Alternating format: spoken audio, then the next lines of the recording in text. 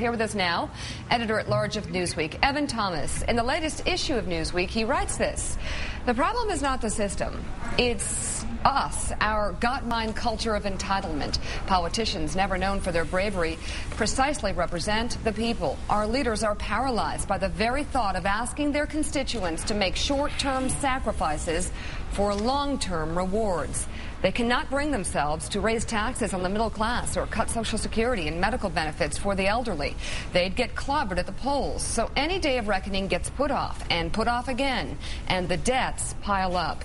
And Evan, you talk about this in your piece. You go on and on about how we are fat, we are in debt, and that even in terms of sexual morals, we're just completely out of control. We have just let ourselves go as a country.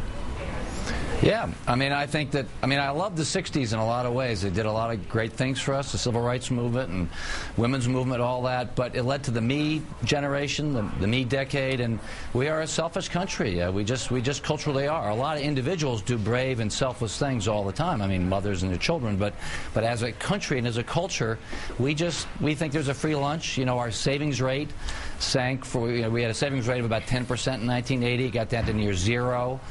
We just have been living large and like there's no tomorrow, like there's always a free lunch. I don't disagree with that, but as you say, Washington is just fine. It's us that's broken. I would agree that we have let ourselves go and we're out of control on a number of levels. However, doesn't it take leadership to right the ship? Absolutely. I mean, I think the biggest problem is with the leaders, it's not with the people. But the leaders are a reflection of the people. Somebody, someday, has got to step up to this. You can't, my friends think I'm really naive about this, but political leaders have got to admit that we have a huge debt problem, and the only way out of it is, one, to raise taxes, and two, to cut entitlements. You can't get from here to there unless you do that, and nobody's leveling. Nobody's being honest about that. Evan, it's not ideology, it's math. Social Security is going to go bankrupt. The numbers don't add up with baby boomers retiring. Medicare goes bankrupt much more quickly. The national debt keeps exploding. And it seems like both parties, both sets of leaders, are, like you said, aren't willing to do anything that will hurt them in next year's election. Well, modern political rhetoric just doesn't allow it. I mean, political consultants would tell you, if you were a politician and you say, well, I really think we ought to go out and recommend cutting entitlement programs, they'll say you're crazy. And they're probably right in the short term. They're probably right. You won't get elected. But somebody has to break through this. And that person, I think, is Barack Obama. I think only the president really can start this rolling. And he has made noises about it. He's hinted at it. There have been head fakes. He's said some of the rhetoric, but he's never stepped directly up to it and just leveled with what we have to do here.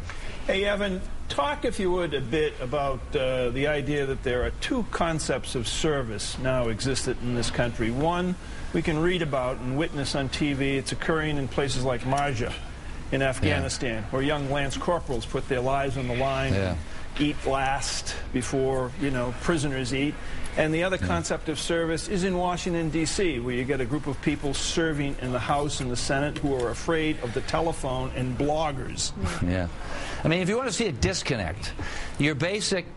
I started thinking about this last week. There was a story in the New York Times about how the Marines and the Army were appalled because these Afghan commanders were taking drinks away from their soldiers and drinking them and laughing at the soldiers. Believe me, in the U.S. military, it's impossible. A commander in the U.S. military always eats after his troops. It's so built into the culture, the leadership culture there, that leaders sacrifice so that their followers will. They have to set an example. Compare that ethos, which is standard in the military, with what political leaders do, which is, they're always followers. They're not, political leaders are not leaders, they're followers. And they will not take a chance. Hey, Evan, just quickly, though, aren't you afraid you're kind of sounding like one of these people, like, oh, it used to be, America was great in the Eisenhower era. The 60s ruined us. If only we could go back to the innocent time. Come on. Look at what's going on in Silicon Valley. There's a lot of great things happening in this country, I do feel like a scold, and it's always a mistake to talk about how great it was in the good old days. Look, political leaders actually have always been cowards. It sort of goes with the territory. But every once in a while, one does step up to it. There are examples in history, and I wish Obama would be that example today. I don't think there was ever any great golden era. But there have been times when Americans realized that they had to sacrifice a little bit for the long term. Look, we do this in our daily lives. Mothers are constantly sacrificing for their children. But in the larger culture, you know, you get your credit cards, there's no such sense of debt. I mean, look at kids. This idea of all kids being above average, look at grade inflation, there's a sort of sense, and again, sort of the parents' fault, that you're not responsible for anything, that you really don't have to face up to hard choices. It's just become part of our culture. I agree. I like Evan Thomas. Isn't he smart? Just because he calls everybody fat. And, well, I think that we need to have this conversation. There's no pill for that. Evan is we need to have this conversation. Thank you. Please come back, Evan. Great to see you again.